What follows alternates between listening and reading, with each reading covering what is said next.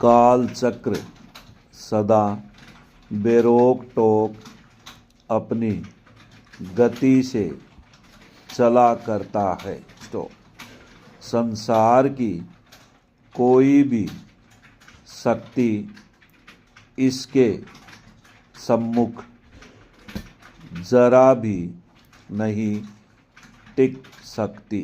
तो कौन आता है प्रश्नवाचक, कौन जाता है प्रश्नवाचक, कौन सा आदमी क्या काम करता है प्रश्नवाचक। इन सब से मानो मतलब होते हुए भी कुछ मतलब नहीं है। तो मालूम होता है कि इस चिंताकुल संसार में वह बिल्कुल चिंता रहित है। उसे किसी की परवाह नहीं, परंतु सबको उसकी परवाह है। तो इतना ही नहीं, सारी सृष्टि, संपूर्ण जन समाज, जनसंख्या का जरा भी ख्याल न रखकर हर तरह से अथवा सब तरह से मूक बकरी की तरह उसके इशारे पर नाचता है। तो क्या पता कि वह किस समय क्या करता है। तो कौन जानता था कि हमारे पूज्य राष्ट्रपति की मातेश्वरी एकाएक हमसे सदा के लिए विलग हो जाएगी। तो श्रीमती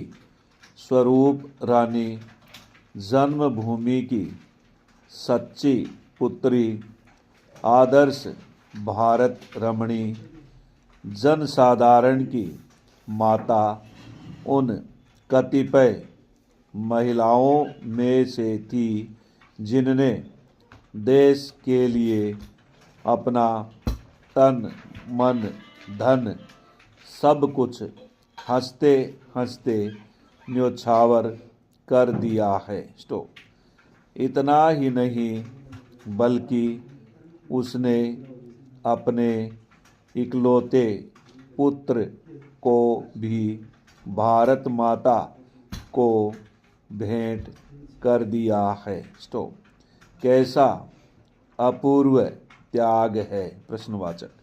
हमारी माताओं और बहनों को इनके जीवन से शिक्षा ग्रहण करना चाहिए। तो उन्हें अच्छी तरह जान लेना चाहिए कि सिर्फ अपने कुटुंब का भरण पोषण और देखभाल ही उनके जीवन का लक्ष्य नहीं है। तो बल्कि देश सेवा उनका भी सर्वोत्कृष्ट कर्तव्य है। तो यह सर्वथा उचित ही था कि छोटी मोटी की तो बात ही क्या है, बड़े बड़े हिंदू मुसलमान लोगों ने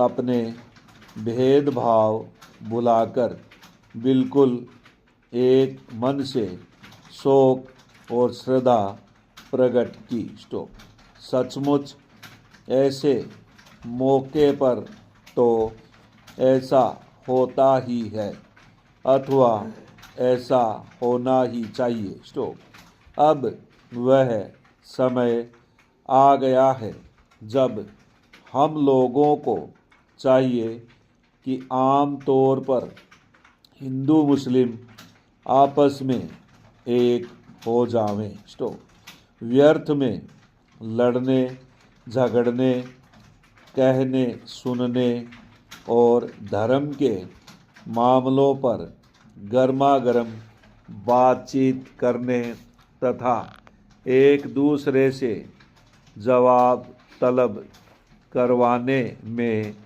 शक्ति नाश करना सर्वथा हानिकारक है। तो हिंदू महासभा, मुस्लिम लीग, हिंदी साहित्य सम्मेलन ऐसी भारतव्यापी संस्थाओं को चाहिए कि वे हिंदू मुसलमान, हिंदी उर्दू और हिंदी उर्दू हिंदुस्तानी के झमेले में न पड़े, स्वतंत्रता के मैदान में एक होकर उतर आवे। स्टॉप।